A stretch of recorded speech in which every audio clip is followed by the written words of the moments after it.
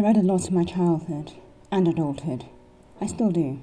I'd read anything: fairy tales, horror stories, thrillers, literary books. I devoured them all. I also loved fantasies and tales of faraway kingdoms where witches, evil stepmothers, and dark wizards got their comeuppance. I read everything and anything: Secret Seven, the Kama Sutra, Nancy Drew books, Famous Five, and many other books that a child had no business reading.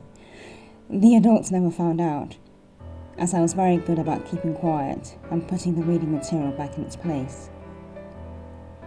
The stories were always so happy. Nancy Drew always got the bad guy in the end. The Secret Seven always solved the mystery. The men and women in the more adult books reached stages of euphoria that you wouldn't believe. Everything was always such bliss. However, life has a way of showing you the reality, and I slowly realized as I grew up and went into the adult world, without the protective shield of my home life, that it wasn't quite as it seemed. As I started to deal with the various challenges, I realized a lot of the stories had lied. Grandparents didn't always wave to you from the doorway with warm smiles plastered on their faces as you walked away. They wouldn't always be there.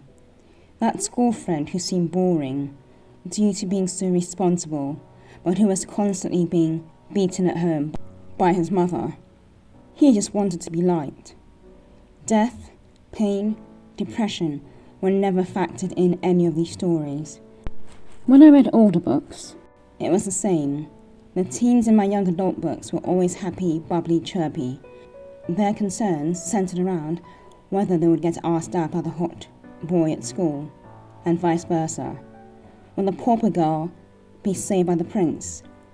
I would also like to add, the prince had his eye on a beautiful princess from another kingdom, yet by some fluke would find the pauper girl and make a split-second decision to marry her, as she paraded around town in her dregs. I guess as I got older, I started to feel a disconnect. I think the closest I got to the reality of pain was Miss Peregrine's Home for Peculiar Children, and that was very brief. It was released at a particularly difficult time in my life, and strangely enough gave me some comfort. Life wasn't always a straight, easy line, but rather had lots of curves, winding roads, and ravenous beasts waiting in some dark hidden corners. You didn't just wish for the hot boy and get him.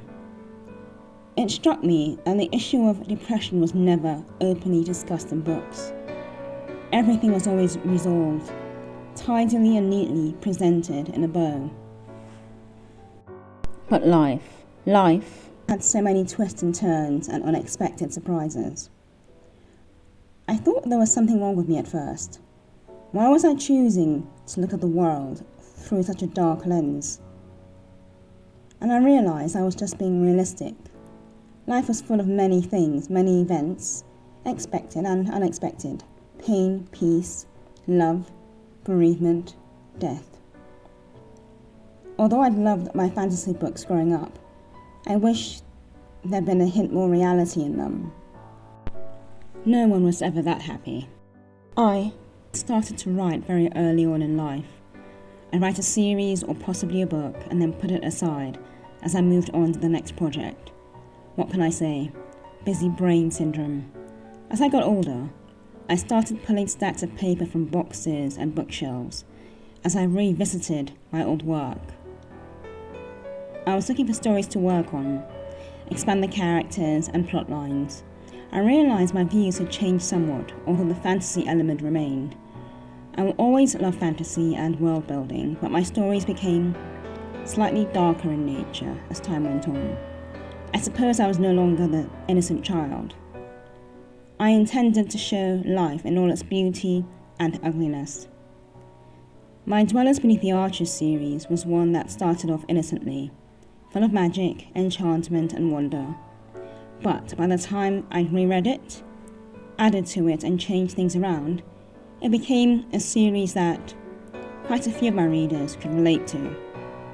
Writing with reality and taking inspiration from it is not a bad thing, I think. It just makes the story or book more interesting. It adds depth to the characters and makes some readers relate even more.